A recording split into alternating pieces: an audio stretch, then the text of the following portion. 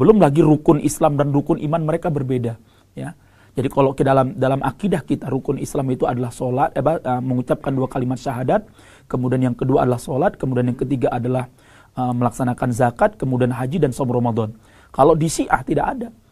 Mereka menjadi langsung, ya, hadis tentang bunyal Islam itu mereka ganti dengan apa? 1 sholat, kemudian zakat, kemudian haji, shaum Ramadan, kemudian yang terakhir adalah al-wilayah.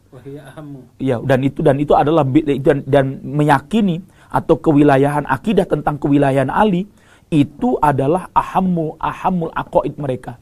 Yang artinya sholat mereka, puasa mereka, zakat mereka, haji mereka tidak akan sah sampai mereka meyakini bahwa orang yang paling berhak menjadi imam, menjadi wali setelah Rasulullah wafat adalah Ali bin Abi Thalib dan anak keturunannya. Jelas ini penyimpangan akidah.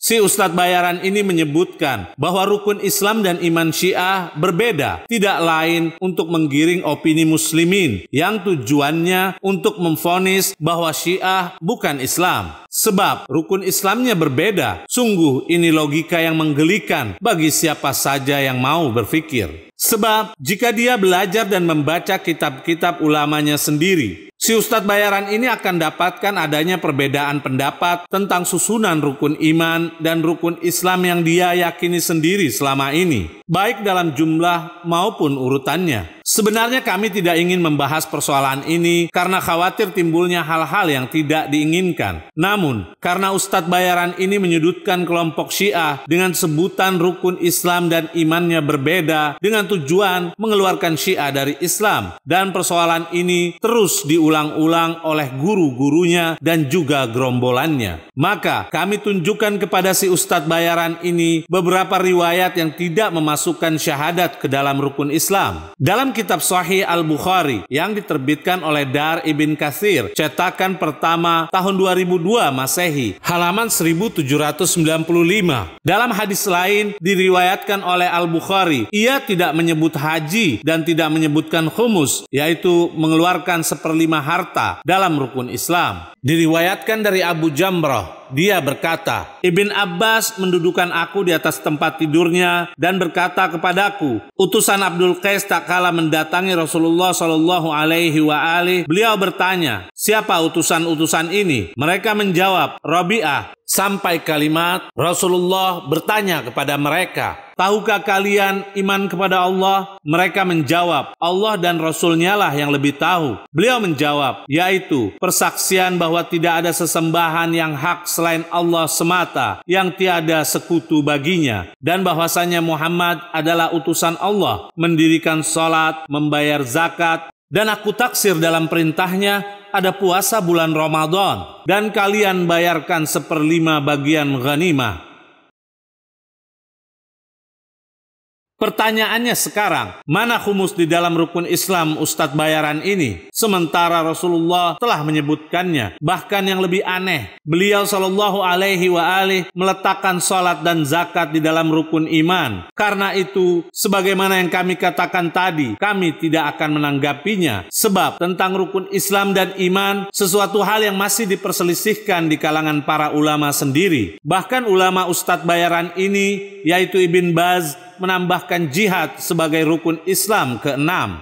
Dalam kitab Majmu' Fatawa wa Maqalat Ibn Baz, salah satu ulama Wahabi, jilid 7, halaman 340, Ibn Baz berkata, telah berkata sebagian ahli ilmu, yaitu ulama, bahwa jihad termasuk dari rukun ke-6 dari rukun Islam, dan itu tidak lain karena keagungan yang terkandung padanya, berupa kemaslahatan yang besar, maka ia adalah bagian yang besar dan kewajiban iman yang besar yang berlaku dengan jiwanya, hartanya, lisannya, dan itu akan menjadi jenis kemudahan yang membantu para mujahidin untuk melawan musuh mereka.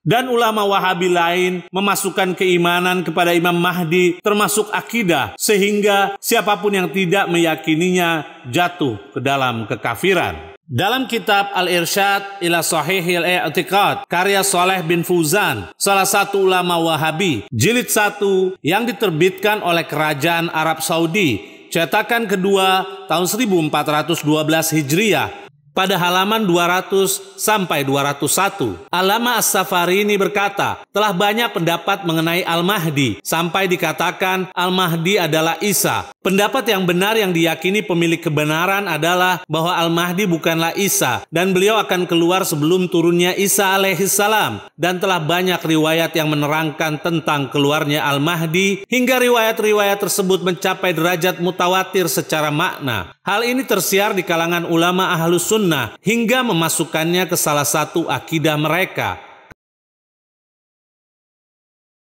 Dalam kitab Fatawa Nur ala Darb, karya Ibn Baz, jilid 1, halaman 355, pertanyaan, di kalangan kami ada seorang yang mengingkari Al-Masihud Dajjal, Al-Mahdi, dan turunnya Isa, Ya'juj wa Ma'juj, dan tidak meyakini sedikit pun akan hal itu, bahkan mengklaim tidak sahihnya riwayat-riwayat tersebut, padahal dia mengetahuinya. Ibn Baz menjawab, orang seperti ini kafir, na'udzubillah, karena dia telah mengingkari sesuatu yang pasti dari Rasulullah.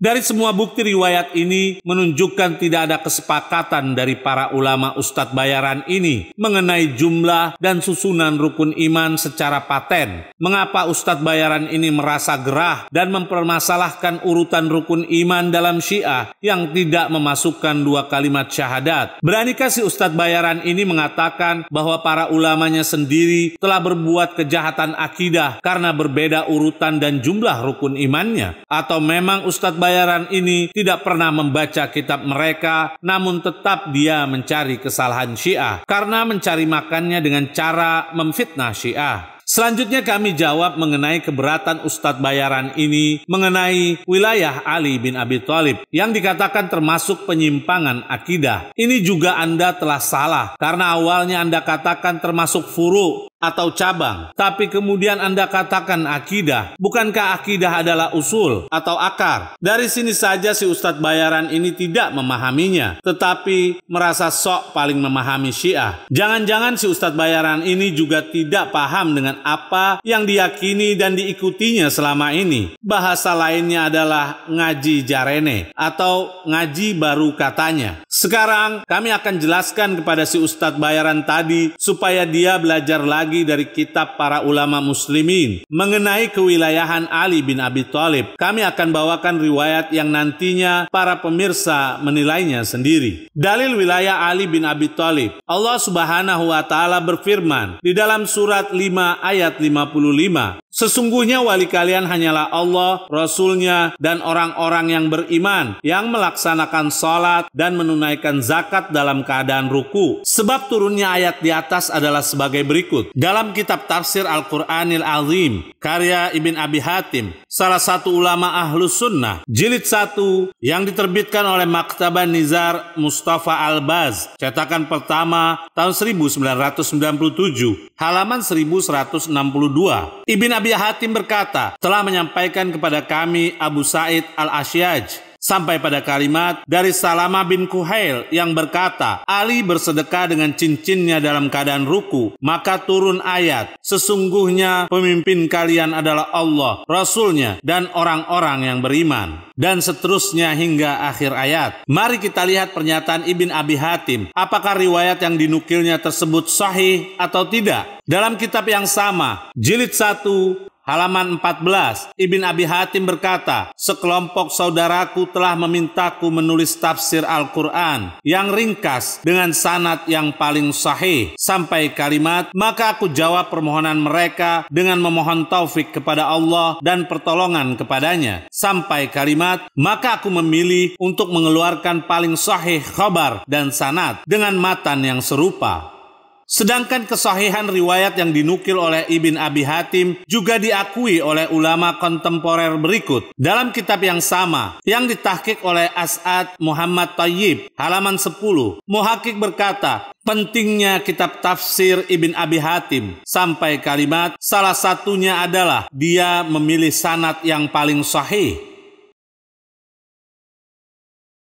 Di dalam kitab Al-Matalibul Aliyah, karya Ibn Hajar Al-Asqalani, salah satu ulama Ahlus Sunnah, jilid 16 yang diterbitkan oleh Darul Asimah, cetakan pertama tahun 2000, halaman 142. Dari Ali berkata bahwa Nabi Shallallahu Alaihi Wasallam sampai pada kalimat, kemudian keluar dengan memegang tangan Ali seraya berkata, bukankah kalian bersaksi sesungguhnya Allah adalah Tuhan kalian? Mereka menjawab, benar. Beliau Shallallahu Alaihi Wasallam bersabda, bukankah kalian bersaksi bahwa Allah dan Rasulnya lebih utama dari diri kalian? Dan sesungguhnya Allah dan Rasulnya adalah wali kalian. Mereka menjawab, benar. Beliau Shallallahu Alaihi Wasallam berkata, barang siapa yang menjadikan Allah dan Rasulnya maulanya, maka ini, yaitu Ali, adalah maulanya. Sungguh aku telah tinggalkan pada kalian sesuatu yang jika kalian berpegang teguh padanya tidak akan pernah tersesat, yaitu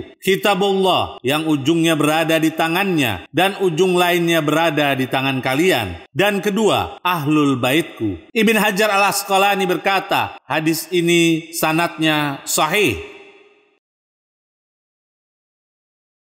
Dalam kitab Majma' Az-Zawaid karya Al-Haythami, salah satu ulama Ahlus Sunnah, jilid 9 yang diterbitkan oleh Darul Kutub Al-Ilmiyah, cetakan pertama tahun 2001, halaman 120.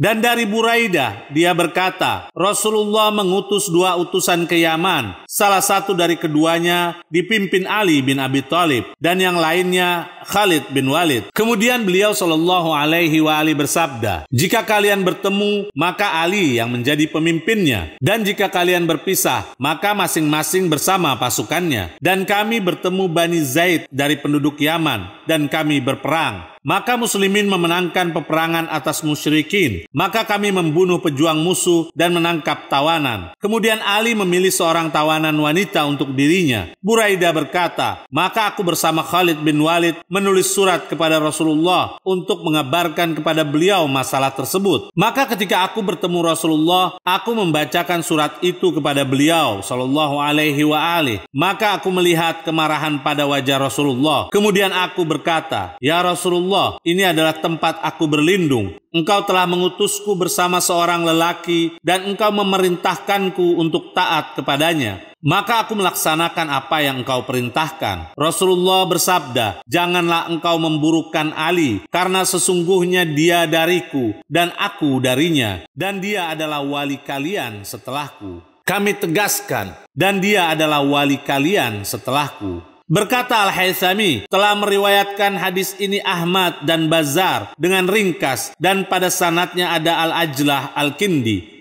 Dia telah disikohkan oleh Ibn Ma'in dan selainnya, dan dia didoifkan oleh sekelompok orang, dan selainnya dari periwayat-periwayat Ahmad adalah periwayat sahih. Mungkin si Ustadz bayaran itu akan menyanggah dengan mengatakan bahwa makna wali atau wilayah dalam redaksi hadis itu bermakna kecintaan atau penolong. Sementara kita mengetahui bahwa makna wilayah memiliki banyak arti. Mengapa si Ustadz bayaran menyalahkan kelompok Syiah yang meyakini bahwa wali di riwayat tersebut adalah kepemimpinan atau wilayah Ali bin Abi Thalib? Sebagai contoh, beberapa makna wali yang diungkapkan oleh ulama besar Ustadz bayaran ini. Dalam kitab Majmu' Fatawa karya Al-Utsaimin, salah satu ulama Wahabi, jilid 3 yang diterbitkan oleh Darul Waton, cetakan terakhir tahun 1413 Hijriah, halaman 136 sampai 137. Al-Utsaimin ditanya tentang seseorang yang berkata kepada raja, ya Maulai, yang artinya wahai maulaku. Utsaimin menjawab, al-wilayah terbagi menjadi 2. Pertama, wilayah mutlaqah. Wilayah ini milik Allah Subhanahu wa Ta'ala. Sampai kalimat kedua, wilayah muqayyada mudhafah. Wilayah ini untuk selain Allah. Wilayah ini memiliki banyak makna. Kami tegaskan, wilayah ini memiliki banyak makna. Di antaranya adalah penolong, yang memegang urusan. Kami tegaskan, yang memegang urusan. Dan yang dipertuan agungkan. Dan seterusnya. Kami sarankan kepada para pemirsa jangan terlena dengan gelar yang disandangkan kepada kelompok Ustadz bayaran ini, karena titel tidak menjadikan seseorang itu harus benar. Benar apa yang dikatakan oleh Amirul Mukminin Ali bin Abi Thalib. Kebenaran tidak dapat diukur dengan kedudukan seseorang, namun kedudukan seseorang harus diukur dengan kebenaran.